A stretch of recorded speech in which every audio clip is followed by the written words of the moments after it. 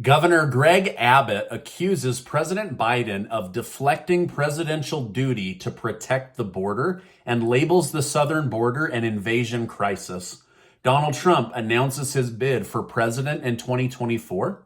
Schumer says he wants even more illegal immigrants coming into the country as Americans refuse to have babies, and FTX may have scammed over 1 million Americans out of their money. Thank you so much for liking and sharing these videos. I'm a small news outlet, so everything helps, and I really, really appreciate it. All right, now in case you haven't heard, Donald Trump made it official last night. He is running for president of the United States in 2024. In his speech, he vowed to make America great again by cleaning out the corruption of Washington, D.C., placing stronger penalties on those who deal deadly drugs, and putting America first. Trump boasted about how he rebuilt the military and stated, "We will again have peace through strength to protect our people from the unthinkable threat of nuclear weapons and hypersonic missiles. The United States must also build a state-of-the-art next-generation missile defense system." Trump stated that he will also rehire everyone who was fired from the military over vaccine mandates. Trump went on to attack Biden for forfeiting America's energy independence and for his handling of the economy. Trump wants to see gas prices become more affordable, which he believes will bring down the price of everything else. Biden immediately went on Twitter with a video which aimed to show Trump's failures as president. So the battle for president in 2024 has begun, and my guess is we're going to see more and more candidates from all parties coming out of the woodworks. The House majority has now been called in favor of Republicans by Decision Desk HQ. The decision came after Republican candidate Kevin Kiley of California maintained a lead over his opponent. If projections go as planned and this last seat is won by Kevin, then Republicans will control the House of Representatives and bring balance to the power the Democrats have had as controlling the president, the Senate, and the House of Representatives. Biden has seemed to agree with this expectation as he has cast doubt on his ability to codify Roe versus Wade. Here's what he had to say. "I don't think there's enough votes to codify unless something unusual happens in the House. I think we're going to get very close in the House, but I think it's going to be very close, but I don't think we're going to make it. This will likely upset Democrats as Biden used Roe versus Wade as a selling point for keeping Democrats in power. And now he's basically admitting we don't have the votes to protect Roe v. Wade or abortion rights on a federal level." While Biden was out of town for the G20 summit, a report showed that missiles struck Poland and that resulted in 2 people dying. While not much is known still about where the missile came from, it has been posited that it was Russian-oriented. President Biden gathered with other world leaders for a meeting to respond to the attack. The media was brought in, captured a photo of Biden sitting at the center of NATO and other world leaders. The White House then cut the live stream and titled it "Biden Discussing a Meeting with World Leaders." However, when Biden was asked about this, he didn't really know what they were talking about. The live broadcast was cut only 24 seconds in. So basically all we have is a photo and miscommunication on what was really discussed in the meeting. While Russia was the assumed party at fault, NATO and Poland now believe the missile may have been a faulty Ukrainian attack. So they're blaming Putin, but then behind the scenes they're saying, actually, I think this might have been one of our own missiles and Ukraine made a mistake. Now, Ukrainian President Zelensky is adamant that this was not Ukraine's fault and was upset that they would accuse Ukraine. But they're saying, hey, listen, it was probably a faulty thing.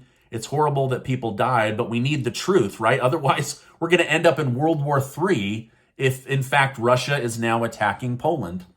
So I'll continue to keep you updated. But as of this streaming, they did not know for certain who it was. Now, Ukraine says that they want permission to investigate it to make sure that it was Russia. But I think it should be a third party because already Ukraine is saying it wasn't Ukraine. So they're biased going into this. They don't want to be embarrassed. But I think maybe Poland or somebody else should step in and verify, was this indeed the Russian Federation army? Was this the Ukraine army? The governor of Texas has declared the southern border an invasion state. They are saying President Biden has purposely deflected his federal responsibility as president. So under Texas law, they will build a wall, send in guns, and defend the border as if we are being invaded. The Biden administration says that they will sue Governor Abbott, but Abbott says until that happens, we are treating the border as an invasion zone versus a safe crossing zone. Senator Mitch McConnell has been voted in as Republican leader again in the Senate, proving that he still wields tremendous power over the Republican Party. Senate Majority Leader Chuck Schumer said with Democrats holding the Senate, he plans to work with President Biden to allow even more illegal immigrants into the country. He said, we want to pass a sped up amnesty law to make 11 to 20 million illegal immigrants already in the country legal citizens overnight. He also said that we need to flood the United States with more immigrants as American families refuse to have children. So anyway, kind of interesting news coming out of Washington, D.C. So at a glance, like just in its simplest form, it appears that Republicans want illegals kept out of the country while they improve the immigration law, while Democrats want them in the country while they also improve the immigration laws. But let me know, what do you think is best? Should we vet people before they come into the country or vet them after they're already in the country? Let me know your thoughts down below, please. In response to the massive crypto crash, the House Financial Committee will question the FTX crypto exchange founder, Sam Bankman-Fried. Democrat Representative Maxine Waters stated, the fall of FTX has posed tremendous harm to over 1 million users, many of whom were everyday people who invested their hard-earned savings into the FTX cryptocurrency exchange, only to watch it disappear within a matter of seconds. Unfortunately, this event is just one out of many examples of the cryptocurrency platforms that have collapsed just in the past year. Sadly, people have lost their entire life savings to the FTX scandal, collapse, Ponzi scheme, whatever you want to call it. And they're now finding that many people pulled equity out of their house in hopes of investing it in order to 10x or 20x their money and basically walk away with very, very big gains. So instead of getting something for nothing, they're getting nothing for something. It's very, very, very sad to see that. Now, the stock indexes were mostly red today on worries of inflation and recession.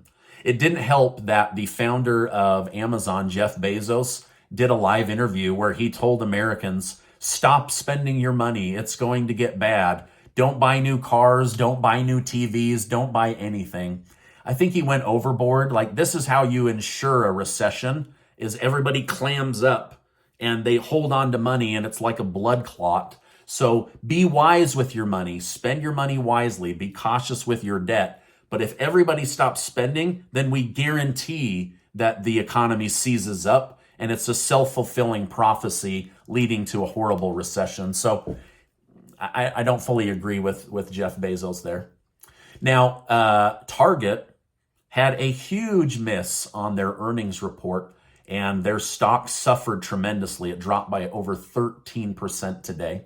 Gold and silver were only slightly down, which is really good compared to the major indexes. It seems that the big companies, Amazon, Apple, Facebook, they're all like really struggling and posting huge losses, while the little companies are staying neutral, maybe a small loss, but many of them are seeing, increases in their value, which is encouraging. Chinese President Xi Jinping unleashed on Canadian Prime Minister Justin Trudeau. China held private conversations with Trudeau, but then Trudeau, or his team immediately went and leaked all of the conversation to the press. The president of China was very mad and reprimanded him publicly on TV and said that China now considers Trudeau and Canada an untrustworthy country. Now, this is my update for today. As I know more, I will definitely come on and share more with you.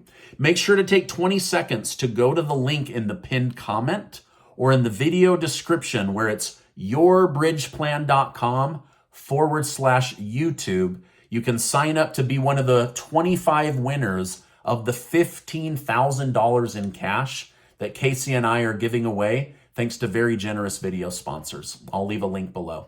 Now, before you go, I want to remind you that you are amazing. Make sure to check out this video and be subscribed to the channel. Hey, I appreciate you stopping by today. I know your time is valuable, and I'm so glad that you get value out of these short videos. Hey, thanks so much, and I will see you on the next video.